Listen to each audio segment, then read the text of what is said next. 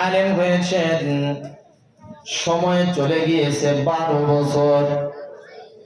12 বছর সময় যখন যায়, বাইজিদের ওস্তাদ এবার বাইজিদকে ডাক দিয়ে বলে, বাইজিদ, তোমার যেহেতু লেখাপড়া শেষ, আগামীকাল তোমাকে ছুটি দিয়ে দেব, তুমি তোমার মার সঙ্গে সাক্ষাতের জন্য যাবে।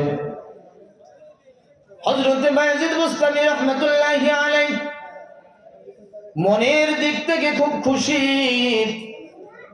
এক যুগ পার হয়ে গেল, আমি আমার মাকে দেখি নাই, মার চেহারাটা আমি 12 বছর পর্যন্ত আমি দেখতে পারি নাই। আমার ওস্তাদ বলেছে আমার লেখাপড়া শেষ হয়েছে, আগামীকাল আমাকে ছুটি দিবে। বাইজিদ বুস্তামি রাহমাতুল্লাহি আলাইহি আনন্দে বাবা আর রাত্রে ঘুমাই নাই, সারা রাত তাহাজ্জুদের নামাজের মধ্যে দাঁড়িয়ে আছে। কুরআনুল কারীমকে মুহাব্বত করে তিনি মাদ্রাসা ছাড়েন নাই। 12 বছর পর্যন্ত ইলমে দ্বীনকে মুহাব্বত করে বাড়িতে পর্যন্ত যান নাই। এইদিকে আল্লাহ পাক তার হাবিব জনাবে মুহাম্মদুর রাসূলুল্লাহ সাল্লাল্লাহু আলাইহি ওয়াসাল্লামকে জানায় দিলেন, হাবিব আমার, আপনি চলে যান, বাইজিদের ওস্তাদের কাছে গিয়ে আপনি শুধুমাত্র বাইজিদকে ইলমের পাগড়ি দিবে তা নয়, বরং ইলমে লাদুনি এবং মারিফাতের পাগড়িটাও আপনি তাকে পরায় দিতে বলে। বাইজিদ বুস্তামি রাহমাতুল্লাহি আলাইহি ওস্তাদ তিনি তো ঘুমাইতেছিলেন, ঘুমন্ত অবস্থায় স্বপ্নের মধ্যে আমার আপনার নবী সরকারে দো আলম জনাবে মুহাম্মদুর রাসূলুল্লাহ সাল্লাল্লাহু আলাইহি ওয়াসাল্লাম চলে আসছে। বাবা আল্লাহর বান্দাকে ডাক দিয়ে বলে, আমার উম্মত বাইজিদ তো আগামীকাল বাড়িতে যাবে, তাকে তুমি পাগড়ি দিয়ে দিবা। একটা পাগড়ি দিবা না, একটা পাগড়ি দিবা না, ইলমে মারিফাতের পাগড়ি তাকে তুমি পরায় দিবা। এই বাইজিদ আল্লাহ পাকের কাছে কত দামি হয়েছিলেন বাবা। বাইজিদ বুস্তামি রাহমাতুল্লাহি আলাইহি ওস্তাদের কাছ থেকে পাগড়ি নিয়ে এবার মার সঙ্গে দেখা করার জন্য বাড়িতে গিয়েছে।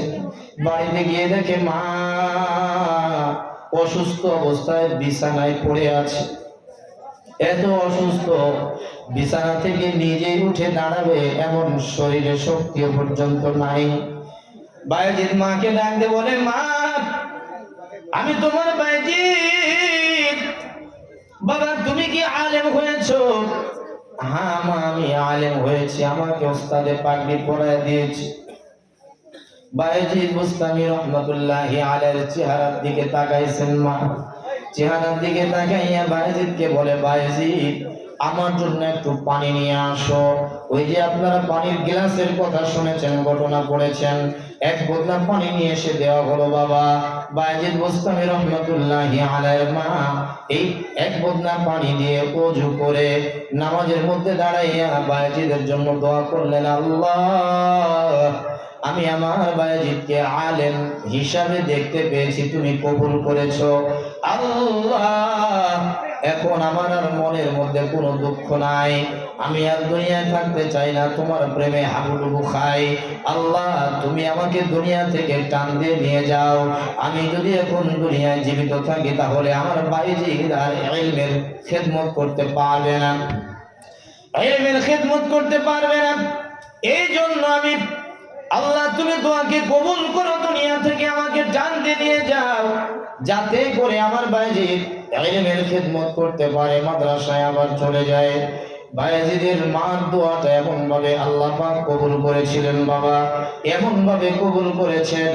বাইজিদ বুস্তামি রাহমাতুল্লাহি আলাইহি ইসলামের খেদমত এমন ভাবে করেছেন, একদিনের ঘটনা, একটা আমলের কারণে বাইজিদের মাধ্যমে একদিনে 5 লক্ষ হিন্দু মুসলমান হয়েছে। জোরে বলেন না সুবহানাল্লাহ।